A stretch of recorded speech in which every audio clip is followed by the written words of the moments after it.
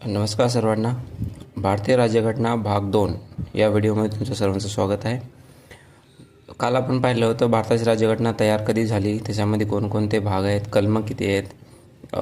कलम 1 ते 35 पर्यंत आपण पाहिलं होतं. त्याच्यानंतर भाग 1 मध्ये 1, 2, 3 जे की संघराज्य आणि त्यांची क्षेत्रे याबद्दल जी कलमे आहेत की संघराज्य कसे तयार होतात, त्यांचं क्षेत्र किती आहे, नवीन संघराज्य समाविष्ट भारतामध्ये कसं करून घेता येईल, तसेच जे संघराज्य आहेत त्यांच्यापासून नवीन राज्यांची निर्मिती कशी होईल, जसे की आपल्या इथं तेलंगणा झालं होतं आंध्रापासून, याबद्दल माहिती घेतली होती. तर आज आपण त्याच्या पुढचा समानतेचा अधिकार जे की कलम 12 ते 35 मध्ये मूलभूत अधिकारांमध्ये येते. आपल्याला जसं माहिती आहे की 6 मूलभूत अधिकार आहेत, त्यापैकी एक आहे समानतेचा अधिकार जे की कलम 14 ते 18 मध्ये येते. तर त्याबद्दल आपण संक्षिप्त माहिती घेऊयात. तर कलम 14 मध्ये येते कायद्यासमोर समानता. जसं की सर्वांना माहिती आहे की आपल्या कायद्यासमोर सर्वजण सेम आहेत. एक छोट्याशा नागरिकापासून ते आपले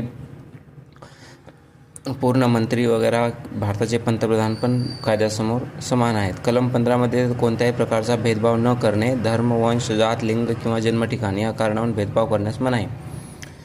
जसे की आपल्याला माहिती आहे आपला देश हे धर्मनिरपेक्ष आहे. त्यानुसार आपल्या देशामध्ये कुठलाही धर्म नाही, सर्व धर्मांना आपण समान दर्जा देतो.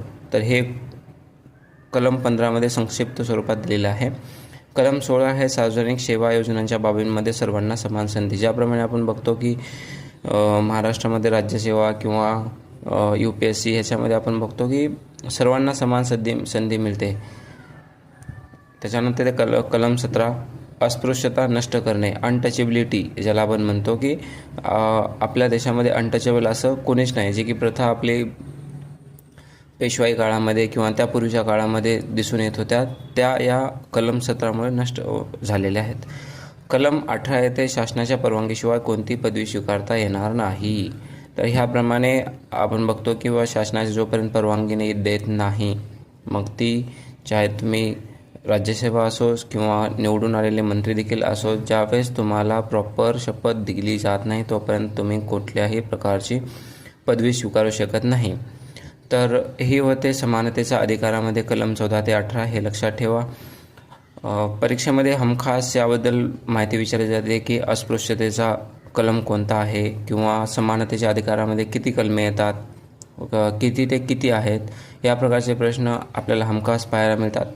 तर ह्यापुढे आपण व्हिडिओ कंटिन्यू करूयाच. पण हा व्हिडिओ तुम्हाला आवडला असेल तर लाईक करा आणि चॅनलला सबस्क्राईब जरूर करा.